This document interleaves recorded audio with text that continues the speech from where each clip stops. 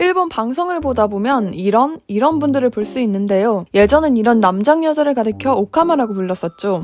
최근엔 차별적인 단어여서 잘 안 쓰고요. 이런 분들을 일본 언론에선 합쳐서 오네게라고 말했는데 여성의 말이나 행동을 따라하는 사람을 오네라고 합니다. 그렇기 때문에 오네라고 해서 반드시 동성애자는 아니며 오네라고 불리는 사람 중에서도 멀쩡하게 여성과 결혼해서 사는 분들도 있죠. 이런 탤런트들이 방송에서 활약하자 가장 호감을 가지는 오네게 인물로 랭킹을 매기기도 합니다. 그리고 시기와 주최하는 것에 따라 다르지만 대부분 1위를 차지하는 건 바로 이 마츠코 디럭스입니다. 사실 일본은 어떤 면에선 개방적이면서도 아이러니하게 보수적인 면도 많은 나라인데요. 그래서 오네게 연예인들도 원래는 심야 방송에서 많이 활약했었죠. 마츠코 디럭스도 그렇게 심야 방송에 등장했는데 엄청나게 독설가이면서도 말이 되는 말을 하다 보니 방송가에서 차차 찾게 됐고 메인 MC를 하게 됩니다.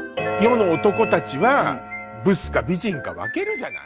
女の人同士の、もちろんこういうのね、あるわよ。ないとは言わないわよ、女の子同士も。でもそれだって男ってフィルターを通しての目線だからね。本当に純粋に女の子同士で、なったら、自分のやりたいファッションだったり、もっと自分の好きなヘアスタイルだったりメイクだったり、長い歴史の中で男は権力、女は美貌。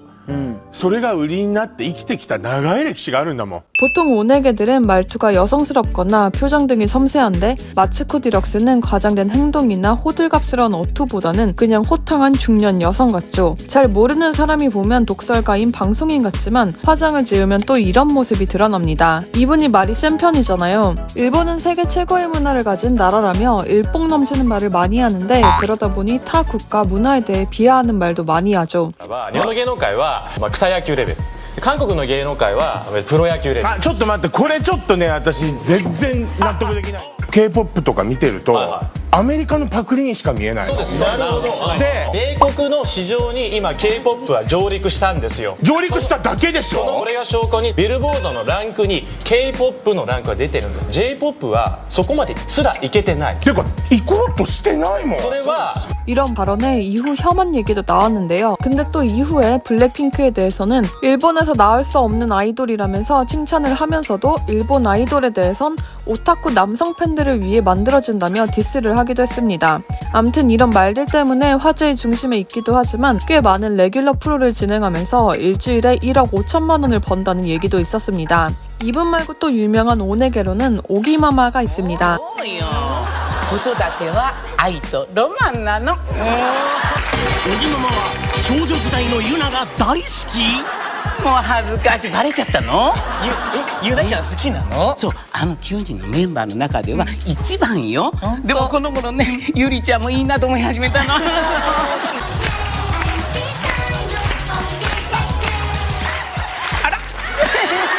오기마마는 원래 교육 평론가죠. 약간 일본의 오은영 선생님 같은 느낌이랄까요? 와세다 교육학부를 졸업하고 그 후 교사로 부임했지만 교육계를 개혁하려면 교사로는 안 된다고 결심해 현재는 교육 평론가로 활동 중입니다. 남성다움이나 경쟁을 가르치는 교육은 인성을 해친다며 무조건 반대하는데요. 이분은 사실 처자식도 있는 엄연한 가장이지만 산마이 프로그램에 나와 여자 같은 말투를 해 오기마마란 애칭을 얻게 됩니다. 오기마마는 1947년생으로 75세신데요. 여성스러운 말투로 예능에서 웃음을 선사하기도 하지만 교육평론가로서 진지한 모습도 있죠. 지난 13년에 일본에서 중학생이 이즈메로 인해 목숨을 끊는 일이 있었는데요. 이때 이즈메 방지 대책 추진법의 조사위원으로 여러 제안을 했고 오기마마로서 지명도를 이용해 법안을 스피드로 진행하기도 했습니다. 최근에는 일본의 한 방송에서 극단적인 선택을 한 개그맨 우에시마 료헤이에 대한 보도를 했는데 이때 자택이 특정될 수 있게 모자이크 없이 생방송을 하는 등의 일이 있었습니다. 이때 오기마마가 예리하게 문제를 지적했었죠. 60代というとやっぱ悩みを抱える年頃でもあるんでしょうか。実は子供たちや大学生のところでもものすごく増えてしまっているんです。連鎖っていうのは怖くてね。で、連鎖が始まったらどうしようかと。例えば韓国なんかではですね、自殺っていう言葉も使わないんですね。極端な選択っていう表現で和らげておられるとか、死因について言わないとか、場所の特定しないとかガイドライン決まってるんですね。 마츠우라아의 립싱크를 하며 인지도를 높인 하루나 아이도 유명하죠. 私のコンサートへようこそ、松浦屋で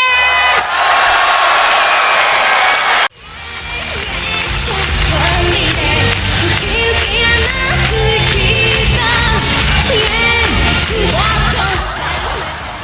이렇게 일본 예능은 우리나라 예능과는 또 다른 색다른 재미가 있는데요. 일본 예능을 많이 보시고 싶다면 잠시 광고 하나만 하고 갈게요. 우리나라에선 유독 일본어로 검색을 해도 일본 영상들이 잘 안 나오신다는 건 느낀 적 있나요? 인터넷에서 국가별로 제공하는 검색 정보가 다르기 때문인데요. 저는 서브샤크 VPN을 사용하여 더 많은 정보를 찾을 수 있었습니다. 서브샤크 VPN을 통해 거주 국가를 일본으로 변경한 다음 다시 인터넷에서 검색하면 특정 국가에서 볼 수 없도록 제한한 정보들을 볼 수 있습니다. 서브샤크는 일본뿐만 아니라 총 65개국의 위치를 제공하고 있기 때문에 각 나라별로 제공하는 영상이나 정보들도 얻을 수 있죠. 서브샤크는 유료 VPN이긴 한데요. 다른 VPN보다는 저렴한 편입니다. 유료 VPN을 사용하는 이유는 사용자의 개인정보를 더 철저하게 보호할 수 있기 때문이고요. 개인정보는 서브샤크 서버에 저장되지도 않고 이중화된 암호를 사용하기 때문에 더 안전합니다. 프로모션 코드를 받아왔는데 여기를 통해 서브샤크 VPN을 이용해보세요. 프로모션 코드 나마비르를 입력하면 83% 할인과 3개월 추가 이용도 가능합니다. 기간 한정 이벤트도 있는데요. 7월 4일 이전에 저희 코드를 사용하여 서브샤크를 구독하면 바이러스 백신을 27개월 동안 무료로 받을 수 있습니다. 또한 30일 이내에 전액 환불 가능하니 부담 없이 사용해보세요.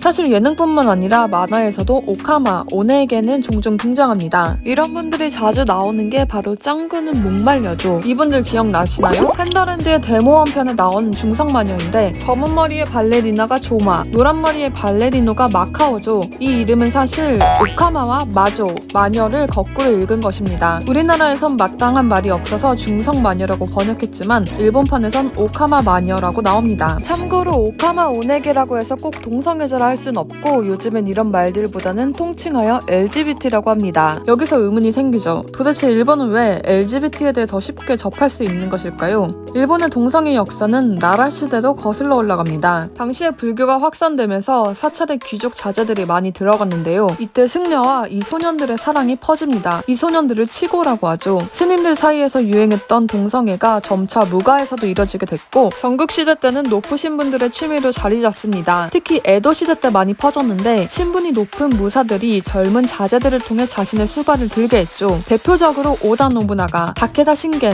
우에스케 가케카츠 등이 있습니다. 임진왜란을 일으킨 도요토미 히데요시는 남색을 즐기지 않았다고 하는데요. 그는 하층민 출신이라 높으신 분들의 취미엔 익숙하지 않았다고 합니다. 여담인데 조선 통신사들이 이에 대해 써놓은 기록이 있습니다. 신유한이란 사람이 남긴 회유록을 보면 남녀 간의 정욕이야 음양의 이치에 따라 당연한 것이지만 어찌 없이 양끼리 서로 정을 통할 수 있소? 라고 일본인에게 묻자 호슈라는 일본인은 학자께서는 그 즐거움을 아직 모르시는군요 라면서 웃었다고 합니다. 이런 역사가 이어져 전후의 게이 문화는 게이바, 게이 잡지 등과 함께 발전합니다. 1947년 등부터 동성애에 대한 문학이 나왔고 1950년대에는 1세대 LGBT 연예인인 미와 아키히로가 연예계에 등장했죠. 이때 그는 꽃미남으로 등장했는데 이분이 바로 이분입니다. 1960년대부터는 신주쿠 니초메에 게이바가 늘기 시작해 게이타운이 형성되었습니다. 이렇게 보면 일본이 LGBT에 대해 되게 관대하고 개방적인 것 같잖아요. 근데 또 엄청나게 보수적인 나라가 일본입니다. 보통 오네게 연예인들은 괴짜의 유난스러운 성격의 캐릭터로 웃음거리나 조롱의 대상으로 나왔었죠. 짱구는 못말려의 오카마들도 나올 때마다 짱구가 징그러워하고 웃음 소재가 되어 현실적으로는 소수자에 대한 편견을 강화한다는 비판도 있었습니다. 하루나 아이 역시 자긴 예쁜 여성 연예인으로 취급받고 싶지만 남자다운 목소리를 내며 웃기는 모습으로 TV에 계속 나왔다며 고민을 얘기하기도 했습니다. 예전에 한창 잘 나가던 나리미야 히로키란 배우가 여러가지 스캔들에 휘말렸는데 그때 강제 커밍아웃을 당했었거든요. 그 뒤 연예계를 은퇴하고 외국으로 떠난 사건이 있었는데 이때 집요하게 매스컴에선 그가 게이냐 아니냐를 두고 얘기했었죠. 물론 일본 언론의 문제도 있다고 생각하지만 일본 사람들은 생각보다 사회의 룰에 벗어난 것에 예민합니다. 개인적인 생각인데 조금이라도 눈에 튀거나 개성이 강하면 약간 적응을 못한다는 식으로 생각한달까요? 좋게 말하면 와문화라고 해서 개인의 가치관을 우선시하기보다는 집단의 질서나 조화를 중시하죠. 와문화는 250년간 에도 막부가 권력을 유지할 수 있는 시스템이었죠. 조화를 이루라는 말의 숨은 뜻에는 거스르지 마라, 튀지 마라는 의미가 숨어 있었던 것입니다. 이런 문화 때문에 어렸을 때부터는 메와크 가케나이데, 즉 민폐 끼치지 말란 말을 엄청 많이 듣는데요. 이게 단순히 민폐를 끼치는 것을 넘어 집단의 평화를 깨치는 행위로 치부받기 때문이죠. 물론 이런 면 때문에 일본인들은 더 예의 바르고 친절해 보이는 긍정적인 효과도 있지만요. 암튼 그래서 일본은 생각보다 집단주의고 그렇기 때문에 개인의 개성이나 취향을 무조건 존중하지도 않는다는 것입니다. 하지만 이런 문화나 분위기도 시대가 바뀜에 따라 점점 변화하고 있는데요. 과거 오카마나 오네게 같은 말들도 이제는 차별이 될 수 있으므로 LGBT로 부른다던가 다양성을 수용하는 모습으로 점차 변화하고 있죠. 참 가까운 것 같으면서도 먼 나라인 일본. 오늘도 영상을 시청해주셔서 감사하고 재밌었다면 여러분들의 의견을 남겨주세요.